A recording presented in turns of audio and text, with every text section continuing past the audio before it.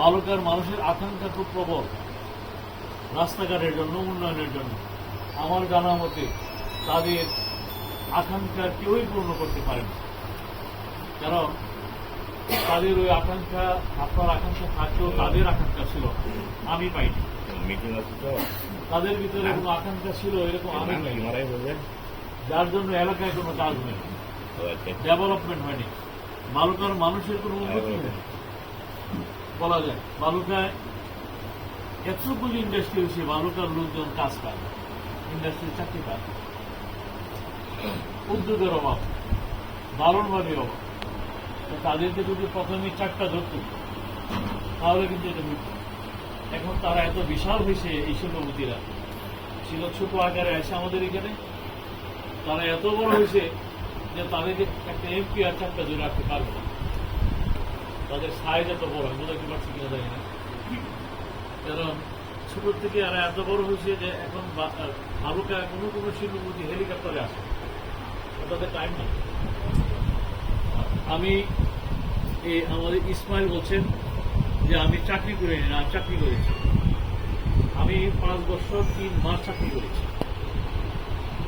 আমি industrial finance দিয়েছি, শিল্প ঋণ দিয়েছি, শিল্প ঋণ। আজকে যে শিল্পপতিরা, বালুকার অনেক শিল্পপতিরা আছেন যারা আমার কাছে যাইতে হয়েছে এবং টাকা আনতে হয়েছে, যারা আছেন। এবং যদি একজন শিল্পপতির নাম বলি সবাই চিনবেন, আর স্থানীয় যারা আছেন তাদের নাম বলে তারা আজকে হয়তো বিরক্ত হবে, তাদের নাম বললাম না। তারা একসময় খুব ক্ষুদ্র ছিলেন। সালমানের প্রমাণও আমার সামনে বসে থাকতে হয়েছে 2টা টাকার জন্য। আমি মানে সারা বাংলাদেশের বহু শিল্পপতি হ্যান্ডিলিং করছি। আমি অনেক কিছু আল্লাহ রহমতে ক্ষুদ্র সময়ে, ক্ষুদ্র মানুষ হিসাবে আমাকে আল্লাহ রাব্বুল আলামিন অনেক কিছু দেখাইছে। ভালো লাগছে রাজনীতি, পাই নাই কোনো ভালো চেয়ার, পাই নাই আওয়ামী লীগের কোনো দপ্তর, একটি সদস্য পর্যন্ত আমি ভালোতে হইতে পারিনি। আমার উল্লা 28 সদস্য না হইতে পারে, এখন আরো বেশি সদস্য, কারণ বেশি ছিল কথা বুঝাইতে পারছি, যাতে আমি উঠতে না পারি। খুবই বাস্তব, যেন আমি কোথাও না উঠতে পারি, এটা জন্য আমাকে ঠাইসা ধরে রাখে সবাই একসাথে মিশে, যাতে আমি না উঠতে পারি। কি ভয় আমাকে নিয়ে আমি জানি, আমি কি আপনাকে বোঝাইতে পারছি। সামনে উপজেলা নির্বাচন লম্বা করতে চাই না, সামনে উপজেলা নির্বাচন, উপজেলা নির্বাচনে আমি একজন উপজেলা চেয়ারম্যান পাচ্ছি। আমি 34 বছর ধরে ঘুরছি, যারা সিনিয়র আমাকে জানেন, তাদের বয়স 35-এর ভিতরে, তারা কমই জানে। আর সেরে বলছে আমার গ্রামে এসে চাকরি করে, আমার বাড়ির পিছনে চাকরি করে, একেবারে দরজায় চাকরি করে, কিন্তু আমাকে দেখে নেয়। আমার একটা বদ অভ্যাস আছে, আমি প্রতিদিন পরে 9টার ভিতরে বাড়ি থেকে বার হয়ে যাই, রাত ফিরি 11টা। আমাকে কই দেখবে, বুঝতে পারছি। একদিনও এই স্বভাবের পরিবর্তন হয় নাই, শুক্রবারের না এবং আজকেও না। আমি বুঝতে পারছি এই স্বভাব আমার। হয়তোবা অনেকেই জানবেন যে বালুকাটা ক্ষুদ্র টাকা না। আমি প্রতিদিন ঘুরি, এরপরও বালুকাটা ঘুরে আসতে আমার 4 মাস সময় লাগে। আমি যদি একটা পয়েন্টে আজকে আসছি, এই জায়গায় যদি আবারও আসতে চাই, আমাকে অবিরত 4 মাস ঘোরার পরে জায়গাটা আমার সামনে করবে। কিন্তু আপনি দেখবেন 4 মাস পরে আমি 24 মানে কি বলে যে 30 দিনের 30 দিনই ঘুরি, সকাল 9টা থেকে 11টা পর্যন্ত ঘুরি, তাও বিশ্বাস করতে পারি না আমার যদি থাকে।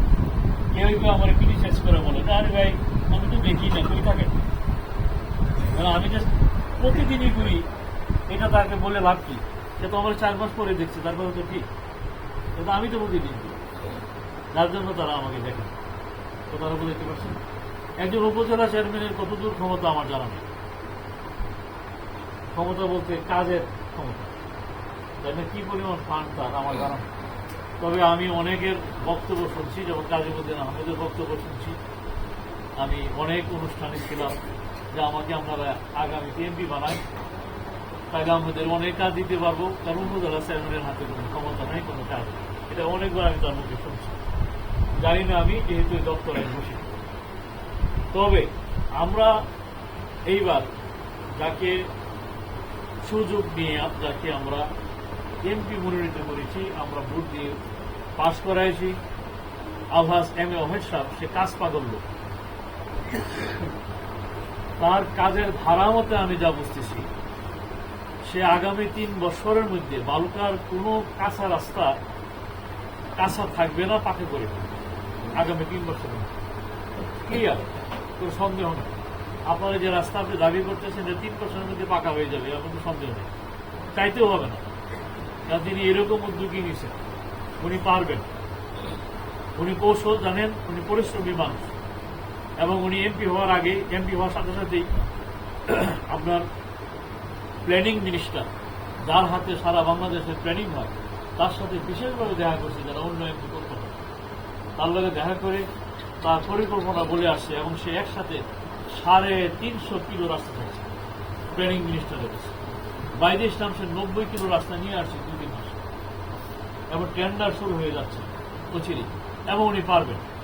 আমাকে যদি আপনারা মনোনীত করেন, দয়া করে আপনার ভোট, আপনার পরিবারের ভোট, আপনার প্রতিবেশীর ভোট, আপনার আত্মীয় স্বজনের ভোট যদি আমাকে দেন, আমাকে যদি চেয়ারটা দেন, উপজেলা চেয়ারম্যান নিযুক্তি দেন আপনার ভোটের মাধ্যমে, আমি বিশ্বাস করি যে আমি ওনার সাথে সহযোগিতা করে বালুকার যে পরিমাণ কাজ কাম দরকার, উনি তো আনবেনি, তারপরও কিছু সহযোগিতার বিষয় আছে।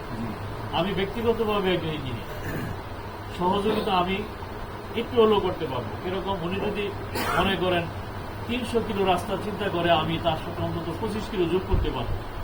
এই কারণেই পারবো যে আমি ইঞ্জিনিয়ার, যারা রাস্তা স্যাংশন করে, যারা ডেভেলপমেন্টের কাজ করে, তারাও ইঞ্জিনিয়ার।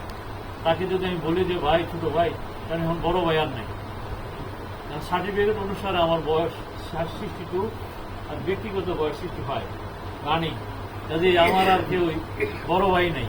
বাংলাদেশের আইন অনুসারে 59 রিটায়ার, তো তারা ঠিক না, এই হিসাবে সবাই ছোট ভাই। ছোট ভাই যদি বলে যে ভাই আমার কিছু দাও, আমি একজন ইঞ্জিনিয়ার, এখানে একটা শেয়ার লয়ে দিচ্ছি, আমার কোনো কাজ কিছু দাও, নিশ্চয়ই দিবে, বঞ্চিত করবে না, বলতে পারছি।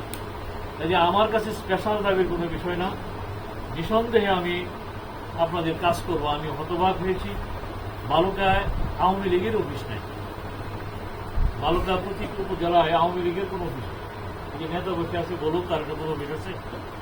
আওয়ামী লীগের অফিস নেই বসার মতো, আমাদের হেড অফিস নেই বসার মতো, আমাদের কোনো ইউনিয়নে কোনো অফিস নেই বসার মতো। আওয়ামী লীগের লোকেরা বসতে পারে না, বসার কোনো স্থান নাই। অথচ দেখেন কাঠারি একটা ক্লাব, কত সুন্দর বিউটিফুল পরিবেশ, তারা একটা ক্লাব করে বসছে, এবং যাদের আয়ুষ্কাল তাদের মধ্যে 12 বছর, তাই না?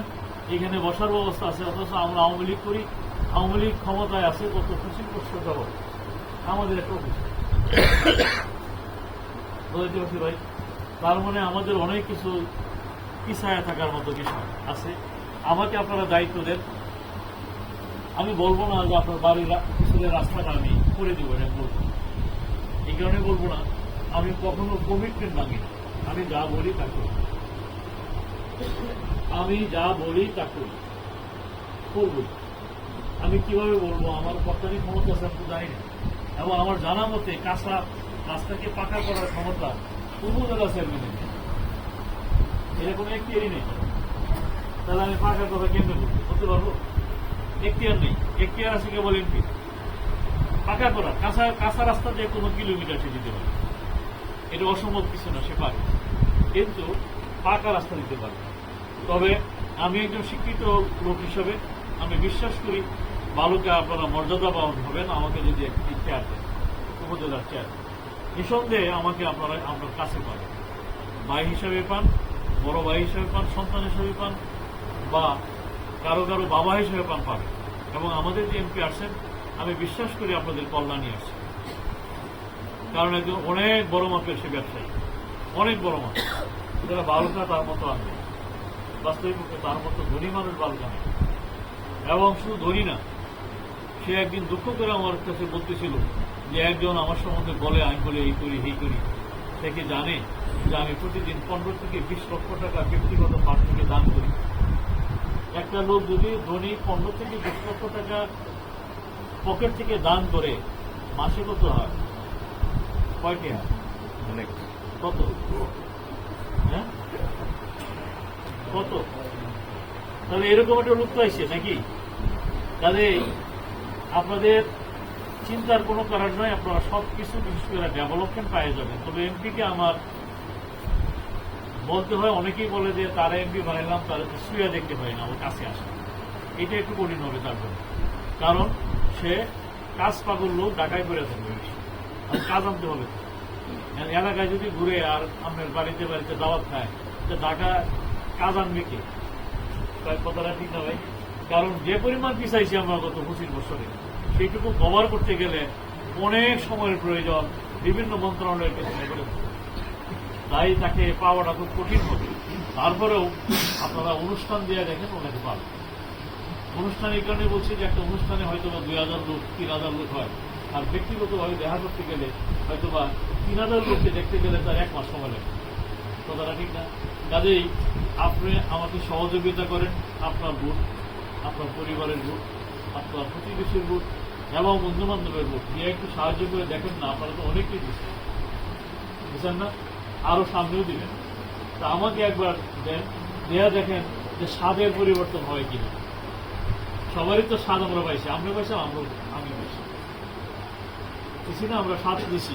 এখন আমাকে তো দেখেন যে স্বাদের পার্থক্য হয় কিনা, তাদের সাথে আমার পার্থক্য আছে কিনা।